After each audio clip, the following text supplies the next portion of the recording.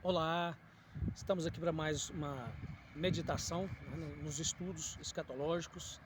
Nós vamos para a nona parte, onde o destino dos mortos após a ressurreição de Cristo barra juízo final.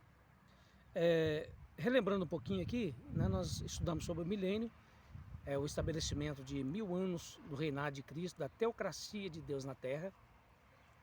O Senhor Jesus vai vir com os salvos, aqueles que passaram, foram arrebatados, passaram pelo tribunal de Cristo, receberam o galardão e agora vieram, né? Nós vamos ter aqui na terra, nessa época, pessoas vivas de carne e pessoas com um corpo glorioso semelhante ao de Jesus, que não está sujeito às leis da gravidade, às leis físicas.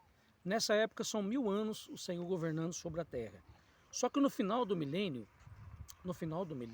né, a terra na época do milênio passará por grandes transformações na fauna, na flora.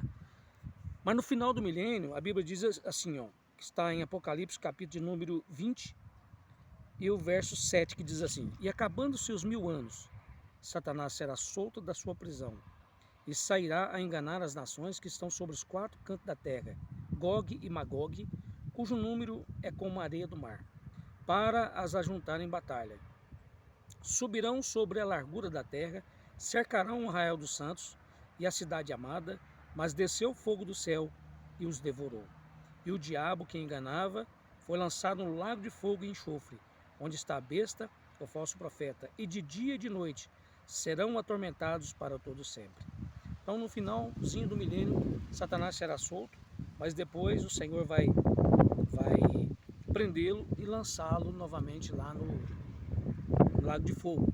Ele sairá porque todos aqueles que viveram no milênio, eles não foram tentados. E Deus quer mostrar para toda a humanidade como que é a ação e a atitude do ser humano quando ele é tentado.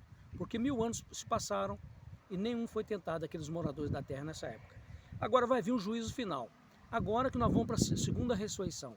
Todos aqueles que estão no Sheol ou Hades, o Senhor vai fazer que o espírito e a alma dessas pessoas entrem nos seus corpos, eles vão ressuscitar para o julgamento eterno, que é o juízo final. Está no capítulo 20, verso 11, que diz assim: E vi um grande trono branco, e o que estava sentado sobre ele, de cuja presença fugiu a terra e o céu, e não se achou lugar para eles.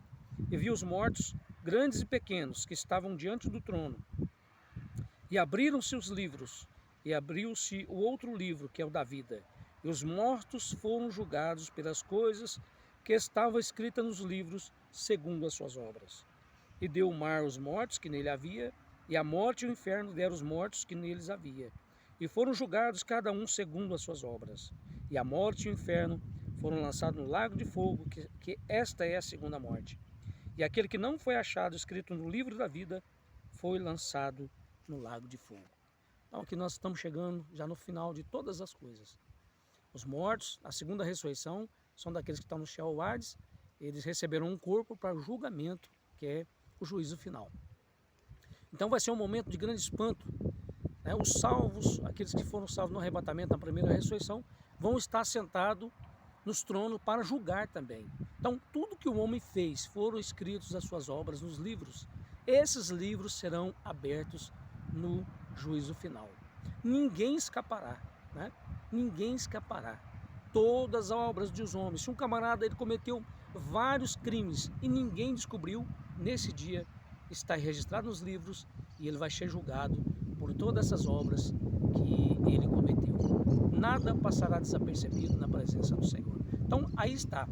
A primeira ressurreição, eles estão assentados nos tronos, né? Os salvos, para julgar juntamente com Cristo, para reinar e julgar juntamente com Cristo.